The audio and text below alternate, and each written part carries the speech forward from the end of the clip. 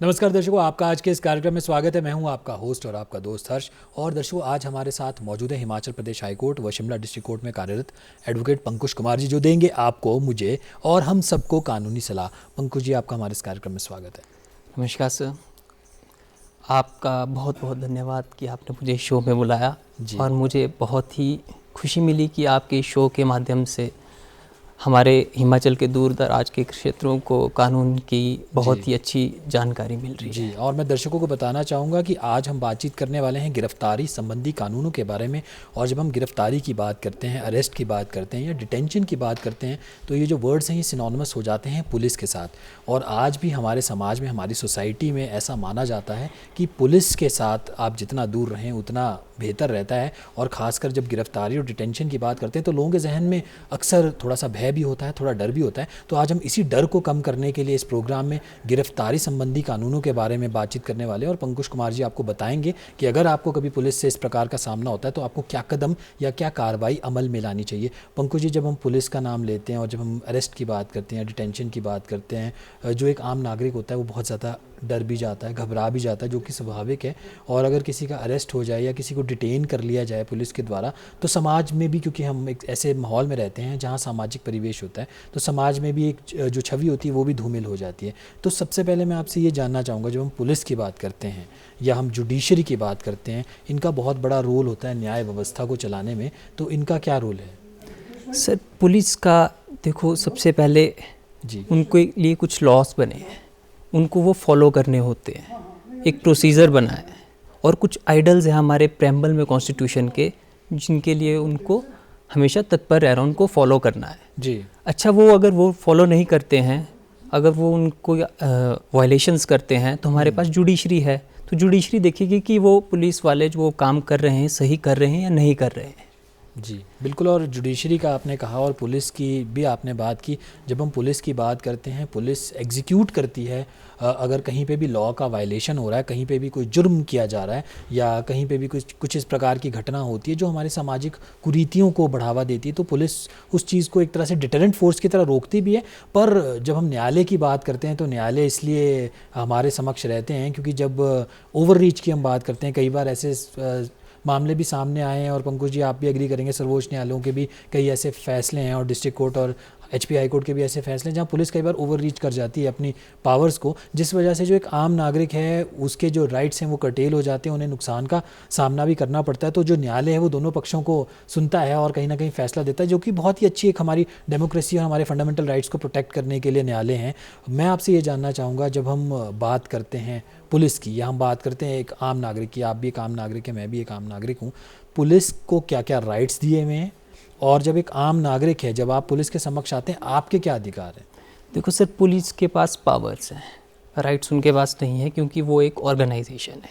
जी, उनके पास पावर्स हैं और उनके लिए कुछ गाइडलाइंस है, कुछ लॉज है, कुछ रूल्स हैं, कुछ रेगुलेशंस हैं, जिनके लिए उनको हमेशा पहले ट्रेनिंग दी जाती है। जी, समय समय पर उन्हें और भी ट्रेनिंग दी जाती है कि अगर अमेंडमेंट होती है लॉज में तो उन्हें ट्रेनिंग दी जाती है कि आपको इसी हिसाब से उन्हें फॉलो करना है। और पुलिस के लिए जो बेसिक कानून है, जो उनको प्रोसीजरल लॉ है, वो होता है उनका सीआरपीसी। जी, उनको सीआरपीसी की जो भी गाइडलाइंस है वो फॉलो करनी होती हैं, जो भी उनके सेक्शंस है वो फॉलो करने होते हैं।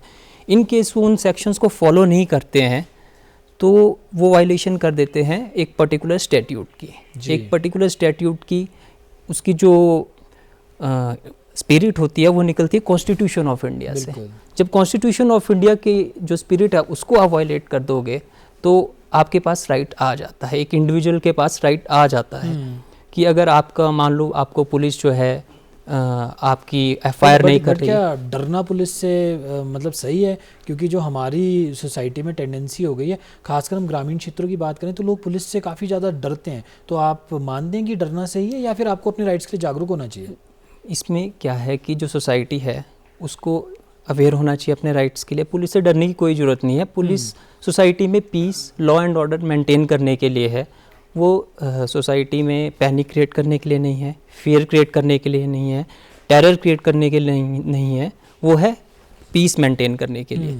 अब अगर वो पैनिक क्रिएट कर रहे हैं तो इसका मतलब क्या है कि सोसाइटी में राइट्स का इंफॉर्मेशन नहीं है। राइट्स की इंफॉर्मेशन एक इंडिविजुअल को नहीं है कि उसके क्या राइट्स रहेंगे।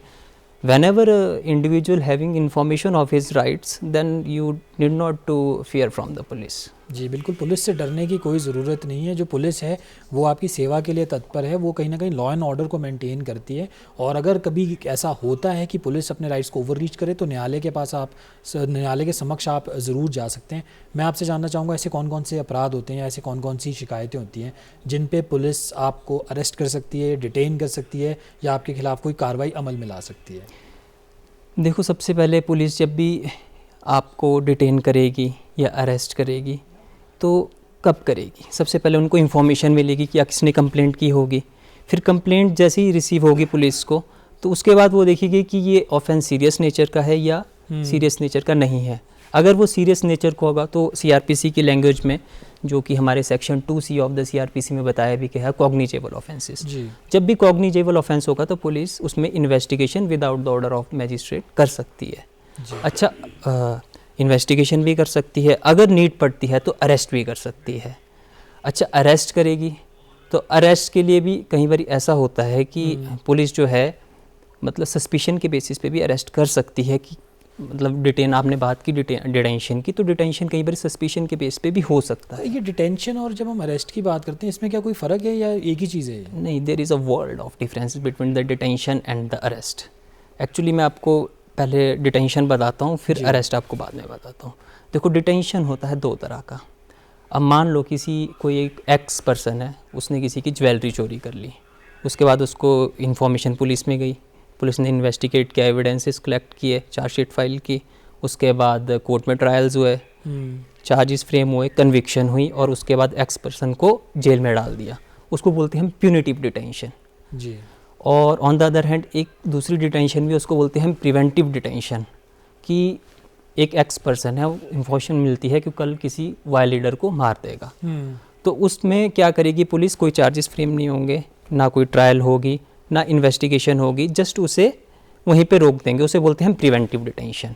लेकिन on the other hand arrest is of serious nature, वहाँ पे उसकी लॉन्ग टर्म इम्प्लीकेशंस रहेंगे, जहाँ पे आपके पास श्योर इन्फॉर्मेशन है कि इस एक्स पर्सन ने क्राइम किया ही किया है, तो उसके ऊपर जो है एक पर्टिकुलर सेक्शन लगा के इन्वेस्टिगेशन करेंगे पुलिस वाले। लेकिन डिटेन में ऐसा नहीं होता, डिटेंशन में ऐसा नहीं होता। डिटेन्यू के पास काफ़ी ज़्यादा लिमिटेड राइट्स, तो मतलब उसके जो राइट्स हैं मूवमेंट के वो इतने ज़्यादा लिमिट नहीं होते। लेकिन ऑन द अदर हैंड अगर आप बात करें अरेस्ट में, तो उसके जो आर्टिकल 21 है वो काफ़ी ज़्यादा उस पर रिस्ट्रेन लग जाता है। जी, आपने अरेस्ट की बात की, आपने डिटेंशन की बात की।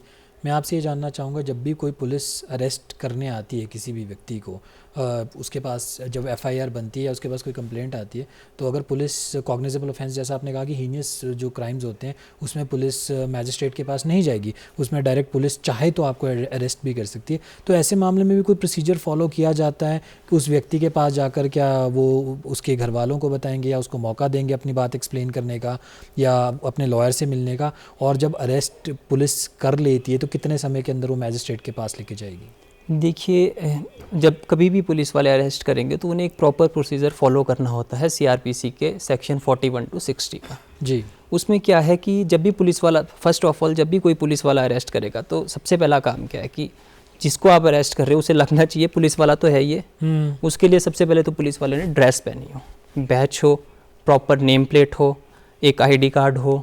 अब जब उसके पास चलेंगे तो उसके बाद उनका सेकंड काम होता है उसको बताना ग्राउंड्स क्यों अरेस्ट किए जा रहे हो, और उसके बाद साथ ही ये वो एक मेमोरेंडम ऑफ अरेस्ट भी प्रिपेयर करेंगे। जब वो मेमोरेंडम ऑफ अरेस्ट प्रिपेयर करेंगे तो उसको वो साइन करवाएंगे एक विटनेस से। वो फैमिली भी हो सकती है, आपका कोई फ्रेंड भी हो सकता है, रिलेटिव भी हो सकता है। अगर वो नहीं है तो कोई नेबरहुड से भी विटनेस उठा सकते हैं पुलिस वाले। अगर कोई भी अवेलेबल नहीं है तो police itself can be a witness जी। तो उसके बाद क्या होगा कि जब उसे अरेस्ट कर लेंगे तो उसके बाद राइट्स आ जाते हैं इंडिविजुअल के। अब पुलिस ने तो अपना रोल निभा दिया अरेस्ट का, अब इंडिविजुअल्स के राइट शुरू हो जाएंगे।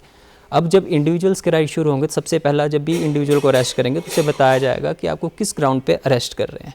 फिर ग्राउंड, उसके बाद उसके ग्राउंड्स बताने के बाद उसकी फैमिली, फ्रेंड, रिलेटिव, उसकी चॉइस का जिसे भी इन्फॉर्म किया जाएगा। इन्फॉर्म करने के बाद जब पुलिस ने अरेस्ट कर दिया तो पुलिस की एक ड्यूटी ये भी है कि उसे with in 24 hours of the arrest उसको जुडिशियल मैजिस्ट्रेट के पास पेश भी किया जाएगा। जी। इसमें जो जर्नी टाइम होता है उसको एक्सक्लूड कर देते हैं। फॉर एग्जांपल कि आपके मान लो कोई दूर दराज का क्षेत्र है, बर्फ गिर गई। पंकज जी, कुछ लोग ये कहते हैं कि जो पुलिस का अरेस्ट करने का जो प्रोसीजर रहता है वो ये रहता है कि अक्सर पुलिस फ्राइडेज को ज़्यादा लोगों को अरेस्ट करती है क्योंकि सैटरडे संडे छुट्टी हो जाती है, तो इसमें क्या कोई सच्चाई है? नहीं, ये तो एक मिथ है। बाकी हर एक सिक्के के दो पहलू तो होते ही हैं। कहीं जगह अगर लूप होल्स है तो ऐसा नहीं है कि लूप होल्स ही हैं, कुछ जगह अच्छा भी काम हो रहा है। हिमाचल में अगर कुछ लगता है कि हाँ कुछ लूप होल्स हैं तो कुछ अच्छे भी काम हो रहे हैं, पुलिस अच्छा काम भी कर रही है, ऐसा नहीं है। जी, मैं ये भी जानना चाहूँगा क्योंकि Anish Kumar versus state of Bihar एक बहुत ही फेमस केस था जिसमें गाइडलाइंस दी गई थी पुलिस को कि वो कैसे अरेस्ट कर सकती है और कैसे अरेस्ट नहीं कर सकती है। तो प्लीज़ आप हमारे दर्शकों को ये बताइए कि जो Anish Kumar versus state of Bihar की जो गाइडलाइन है जो कि हर जगह फॉलो करती है और जो हमारे दर्शक अभी देख भी रहे हैं, आप भी इस चीज़ को बड़े ध्यान से सुनिए कि ऐसा नहीं है कि पुलिस आपको इजीली अरेस्ट कर सकती है। अरेस्ट करना बहुत ही मुश्किल कार्य है और मैजिस्ट्रेट के पास अरेस्ट को वैलिडेट करना उससे भी मुश्किल है। तो आप प्लीज़ ये बताइए कि जो 41A का नोटिस देना होता है पुलिस को और अरेस्ट किन किन मामलों में कैसे किया जा सकता है? देखो, मैंने पहले आपको बताया कि कॉग्निजेबल ऑफेंसेस में पुलिस अरेस्ट आपको कर सकती है और सस्पिशन के बेस पे भी आपको अरेस्ट कर सकती है। ऐसा नहीं है कि मतलब आपके ऊपर इंफॉर्मेशन है लेकिन क्राइम नहीं हुआ है, लेकिन आप कॉर्पोरेट कर रहे हो इस इंफॉर्मेशन को किसी और थर्ड पर्सन के साथ, कुछ एविडेंस मिल रहा है पुलिस को तो आपको अरेस्ट कर सकती है। ऐसा कोई इशू नहीं होता, पुलिस के पास पावर होती है। लेकिन आपको अगर पुलिस को लगता है कि अगर कोई पर्सन जो है जिसे अरेस्ट करना है, अगर वो कॉर्पोरेट कर रहा है पुलिस के साथ, उसको 41A का नोटिस दे रही है अपीयरेंस का और वो आ रहा है कॉर्पोरेट करके थाने में भी आ रहा है, तो उसे अरेस्ट करने की ज़रूरत नहीं होती है जी उस केस में। लेकिन एक गाइडलाइंस है, आपने बताया जैसे केस का नाम अनिश कुमार वाला केस, लेकिन उसके अलावा भी एक बहुत ही लैंडमार्क जजमेंट है जिसमें 11 गाइडलाइंस है। DK वासु का, दिलीप के वासु का केस जो कि 1 अगस्त 1997 को डिलीवर हुई थी जजमेंट। उसमें एक 11 गाइडलाइंस बनाई गई हैं कि how the arrest is to be made, और वो हर जगह इवन थाने में लगे होते हैं और भी कोई पब्लिक ऑफिस है वहाँ पे वो लगे होते हैं, इवन कोर्ट्स में भी उनके पैम्पलेट्स लगे होते हैं। तो वो 11 गाइडलाइंस सप्लीमेंटल गाइडलाइंस है, जैसे कि जब भी कभी अरेस्ट में पुलिस वाले करते हैं तो इन्फॉर्म करेंगे, पुलिस वाले उनके फैमिली को इन्फॉर्म करेंगे, उसके पास राइट रहेगा एडवोकेट से मिलने का, उसको विद इन 24 आवर आपको पेश करना होगा मैजिस्ट्रेट के पास। इलाका मैजिस्ट्रेट को इन्फॉर्म करेगी पुलिस, डिस्ट्रिक्ट लेवल पे कंट्रोल रूम बनाएगी, स्टेट लेवल पे भी बनाएगी, डेली रिकॉर्ड रखेगी, मेडिकल एग्जामिनेशन भी होगा।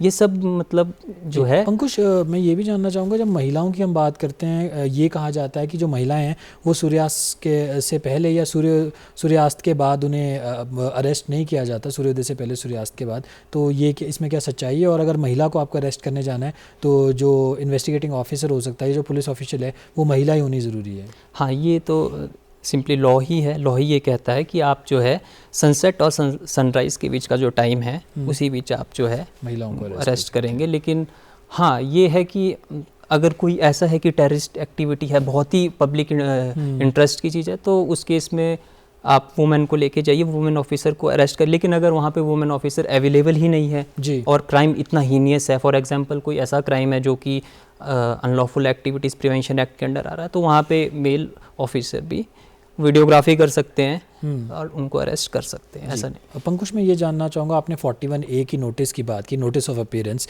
कि जब भी कोई FIR आपके खिलाफ दर्ज की जाती है और वो बहुत ही हीनियस क्राइम नहीं है, उसमें तकरीबन मुझे जहाँ तक नॉलेज है 10 साल से कम की अगर आपको उसमें जेल है, तो आप 41A का नोटिस मैंडेटरी है पुलिस के द्वारा सर्व करना।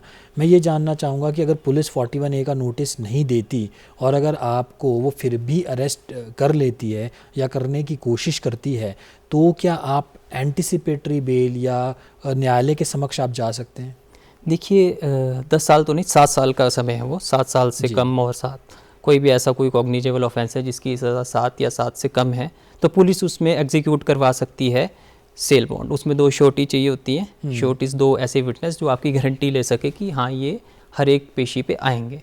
और अगर पुलिस नहीं कर रही है तो आप कोर्ट से भी एप्लीकेशन देके कर सकते हैं। On the other hand anticipatory bail भी आप पहले ही एडवांस बेल कहते हैं इसको जी। जैसे आपको लगता है कि पुलिस पर्टिकुलर उसी फैक्ट से रिलेटेड आपको अरेस्ट करेगी, तो आप उस एप्लीकेशन में वो चीज़ें मेंशन कर दीजिए कि इसी पर्टिकुलर एक्ट के लिए मेरे को हरेस किया जाएगा, ऐसा किया जाएगा, और फिर आपको एडवांस बेल उस केस में मिल जाएगी जी। और एंटीसिपेटरी बेल की जब हम बात करते हैं, एंटीसिपेटरी बेल आप क्या कहना चाहेंगे दर्शकों को, अगर उनके खिलाफ कोई भी एफआईआर होती है और उन्हें लगता है कि शायद पुलिस ऐसा ना कर ले, पुलिस उन्हें अरेस्ट ना कर ले, या पुलिस उन्हें डिटेन ना कर ले, या पुलिस अन्यथा उन्हें तंग ना करे, तो क्या आप एडवाइस करते हैं कि जब भी एफआईआर किसी भी व्यक्ति के खिलाफ होती है, किसी भी मामले में अगर होती है, तो उसे एंटीसिपेटरी बेल के लिए अप्लाई करना चाहिए? और मैं ये जानना चाहूँगा, एंटीसिपेटरी बेल आपको क्या डिस्ट्रिक्ट मैजिस्ट्रेट से मिलती है, या फिर जो आपका हाई कोर्ट्स के हम जजेस की बात करते हैं, आपको हाई कोर्ट जाना पड़ेगा या आपको डिस्ट्रिक्ट न्यायालय में जाना पड़ेगा? देखो, कोर्ट सेशन कोर्ट से भी आपको मिल जाएगी, हाई कोर्ट से भी मिल जाएगी। स्पेसिफिकली आपके 439 और 436 से 439 में मेंशन भी है सीआरपीसी के,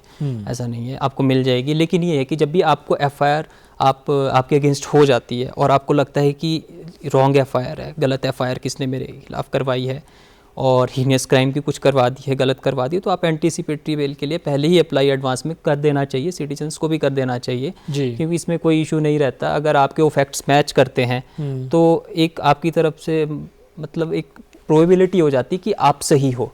जी, बाद में आपको प्रूव करने की जरूरत नहीं रहती है कि देखो वही चीज़ उसने एप्लीकेशन में मेंशन की थी, सेम उसी फैक्ट्स के लिए उसको अरेस्ट किया गया है। जी, और एंटीसिपेटरी बेल लेना इसलिए भी ज़रूरी होता है कि आप अपने आप को जब सेफ रख पाएंगे तभी आप न्यायालय के समक्ष भी जा पाएंगे, तभी आप केस को भी लड़ पाएंगे। और ज़रूरी होता है कि जो भी लीगल रेमेडीज़ आपके लिए बनाई गई हैं उनको आप अवेल करें, वो आप ही के लिए होती हैं। एंटीसिपेटरी बेल की हमने बात करी, मैं ये जानना चाहूँगा कि बेल कैसे ले सकते हैं अगर कोई व्यक्ति अरेस्टेड है? क्या कोई एक मिनिमम कई बार हम ये देखते हैं कि जो पुलिस है वो चालान या चार्जशीट पेश नहीं करती, तो फिर बेल का क्या प्रोसीजर रहता है अगर आपको अरेस्ट कर लिया देखो, बेल का बहुत ही सिंपल प्रोविज़न है। जब पुलिस एक बार अरेस्ट कर लेगी आपको, तो पुलिस देखेगी पहले कि 7 या 7 साल से कम है, तो वो खुद ही आप अगर अप्लाई करते एप्लीकेशन देंगे आपके साथ, कैफे फैमिली फ्रेंड रिलेटिव कोई भी है, तो वो एग्जीक्यूट करवाएंगे आपके साथ एक बेल बॉन्ड। उस पर 2 श्योरिटीज़ होंगी, विटनेस जिसे कहते हैं हम, तो आपको वो बेल ग्रांट कर देगी। 436 में है।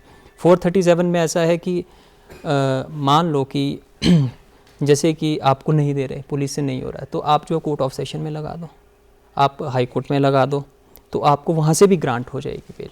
जी, जब एक बार चार्जशीट फाइल हो जाती है तो उसके बाद आप एलिजिबल हो जाते हैं बेल के लिए। डिफ़ॉल्ट बेल पंकुश जी क्या होती है? कई बार हम ये देखते हैं कि जो कोर्ट्स होती हैं वो काफ़ी ज़्यादा इस चीज़ को इन्फोर्स करती हैं कि विद इन 60 डेज़ या 90 days, I am not sure, कि आपको जो चार्जशीट है या चालान है आपको कोर्ट में पेश करना है। अगर आप इतने टाइम में वो पेश नहीं कर सकते तो ऑटोमेटिकली कोर्ट डिफ़ॉल्ट बेल दे देती है अक्यूज़ड को। तो इसमें कितनी सच्चाई है? देखो, ये बात आ जाती है पुलिस कस्टडी की। पुलिस कस्टडी मिलती है 15 डेज़ के लिए, 7 दिन और एक्सटेंड हो जाती है। उसी बीच आपको रिमांड जिसे कहते हैं, इन्वेस्टिगेशन भी करनी होती है। अब पुलिस अगर 60 डेज से एनहेंस कर रही है तो नेचुरल बात है कि आप जो है गलत काम कर रहे हो, पुलिस गलत काम कर रही है, या उनके पास इंफॉर्मेशन नहीं, उन्होंने किसी रॉन्ग पर्सन को अरेस्ट कर लिया है, तो इसलिए बेल जो है कई बार दे भी दी जाती है और कई बार नहीं भी दी जाती है। कई बार बाद में भी इंफॉर्मेशन मिलती है और कई बार बेल देने के बाद फिर से री अरेस्ट हो जाता है। जी, और जब कोई व्यक्ति under the custody of police होता है या फिर पुलिस उसको अरेस्ट कर लेती है, लोगों का ये मानना है कि पुलिस उन्हें टॉर्चर करेगी, उन पे 3rd डिग्री का इस्तेमाल करेगी, उन्हें जानबूझ के जुर्म कबूल करवाने की कोशिश करेगी। तो इसमें क्या सच्चाई है? और अगर किसी व्यक्ति के साथ पुलिस स्टेशन के अंदर या अगर वो कस्टडी में भी, पुलिस के कस्टडी के अंदर उसके साथ किसी भी प्रकार से इस प्रकार के कार्य किए जा रहे हैं, तो क्या कोई लॉ इस प्रकार से है कि वो अपने लॉयर को बताए और लॉयर जो है वो जज साहब के पास एक एप्लीकेशन दे कि इस प्रकार से हमारे साथ बुरा व्यवहार किया जा रहा है पुलिस कस्टडी में? देखो, सबसे पहले तो बात आ जाती है कॉन्स्टिट्यूशन की। हमारे कॉन्स्टिट्यूशन में है आर्टिकल 22, जहाँ पे है prevention against arrest and detention. जी, आप अरेस्ट कर रहे हो, आपका ये मतलब नहीं है कि आप उसे टॉर्चर करोगे या कोई भी कस्टडी में वायलेंस करोगे। ये पुलिस के पास राइट ना था, ना है और ना कभी होगा। एक्चुअली ये एक ब्रिटिश आइडियोलॉजी है, क्योंकि हमारा जो देश है वो ब्रिटिश आइडियोलॉजी से गुजरा है। और उसी ऐसा नहीं है कि उस टाइम भी लॉज जो है फ्रॉम द चार्टर ऑफ 1215 से इंग्लैंड का एक चार्टर था, उसमें भी आपकी डिटेंशन के अगेंस्ट आपको राइट्स दिए गए थे, अरेस्ट के अगेंस्ट आपको राइट्स दिए गए थे। तो अगर आपको पुलिस मान लो टॉर्चर कर रही है, आपसे कन्फेशन कुछ ले रही है, तो उस कन्फेशन की कोई वैलिडिटी कोर्ट में नहीं होती है।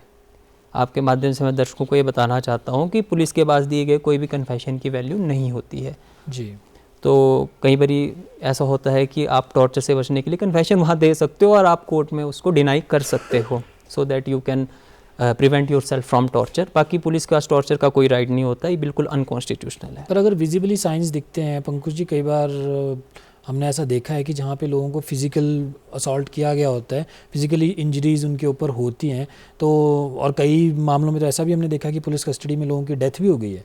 हाँ, तो इसके ऐसे लिए मामलों में अगर तो क्या संज्ञान लेती है कोर्ट्स? ऐसा होता है, ऐसे मामलों में वही DK वासु वाली गाइडलाइंस है, हर एक थाने के बाद वो पैम्पलेट लगा रहता है। क्या होता है कि मेडिकल एग्जामिनेशन होता है एक्यूज्ड का ड्यूरिंग द अरेस्ट।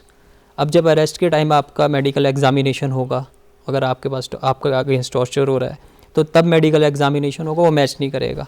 जब वो मैच नहीं करेगा तो इट मीन्स कि आपके अगेंस्ट टॉर्चर का या पावर का रीजनेबल फोर्स का यूज़ हुआ है। तो उस केस में आप कोर्ट में जा सकते हो और आपको वैसे बेल, उस केस में बेल भी दे देगा कोर्ट, और दूसरा आपको या तो जुडिशियल कस्टडी में शिफ्ट कर देंगे जहाँ पे वो सारी ड्यूटी हो जाती है कोर्ट की, पुलिस कस्टडी से आपको निकाल दिया जाएगा। जी, तो प्लीज़ हमारे दर्शकों को थोड़ा बताइए कि पुलिस कस्टडी और जुडिशियल कस्टडी में क्या फ़र्क रहता है? देखो, पुलिस कस्टडी अरेस्ट के 15 डेज़ तक ही मिलती है। जब आप एक बार पेश कर देते हो 24 घंटे के बाद, तो 24 घंटे के अंदर, तो उसके बाद 15 दिन तक वो मिलती है। 7 दिन और एक्सटेंड हो सकती है इन स्पेशल केसेस जहाँ पे लगता है कि इन्वेस्टिगेशन में कुछ और चीज़ सामने आ सकती है।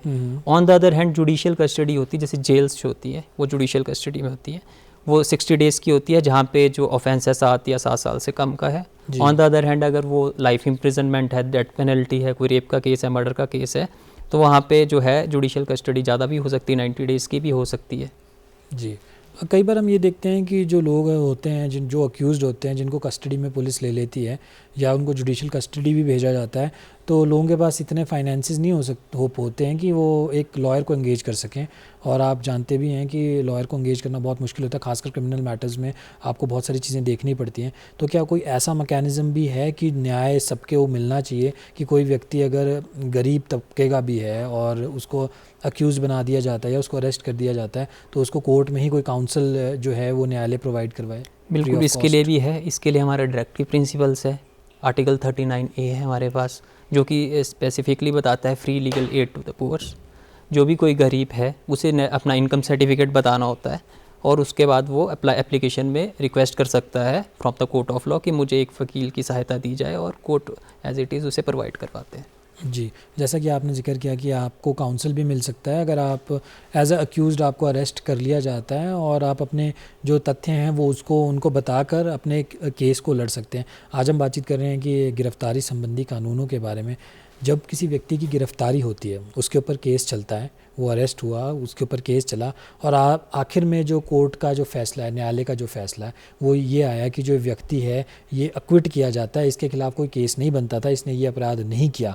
तो ऐसे मामलों में जो व्यक्ति, चाहे वो जैसा आपने कहा कि 12 दिन के लिए, 15 दिन के लिए भी पुलिस उसको कस्टडी में ले सकती है, तो उस चीज़ को फिर कैसे आप जस्टिफाई या क्वान्टिफाई करती है कोर्ट? देखो, एक बार जब पुलिस पेश करेगी मैजिस्ट्रेट के पास अरेस्ट के बाद, वो तो कंपलसरी है, वो एक गाइडलाइन है, वो एक लॉ है, तो उसके बाद कोर्ट देखता है, कुछ एविडेंसेस मिलती हैं पर्सन के अगेंस्ट, तो ही उसे फिर वो कस्टडी पुलिस की दी जाती है। जब रेलेवेंसी मिलती है लॉज की, एविडेंसेस की, कि ये पर्सन जो है क्राइम या इन्वॉल्व है या इसने किया है, तभी पुलिस कस्टडी मिलेगी। अदरवाइज़ जो है, अगर कोर्ट को डाउट रहता है तो court will always give him judicial custody. जी, पर अगर वो एक अक्विट हो जाता है, कोर्ट ये मानती कि इसने तो ये गुनाह किया ही नहीं था, तो क्योंकि सामाजिक ट्रॉमा बहुत ज़्यादा होता है, कोई भी व्यक्ति अगर जेल जाता है या हवालात या पुलिस कस्टडी में जाता है तो उसके लिए तो बहुत बड़ा सोशल स्टिग्मा है, आपकी एक रेपुटेशन को भी हार्म होता है। तो ऐसे मामलों में क्या कई बार कोर्ट्स भी ऐसी कड़ी कार्रवाई लेती है जहाँ पे मेलाफाइड इंटेंट से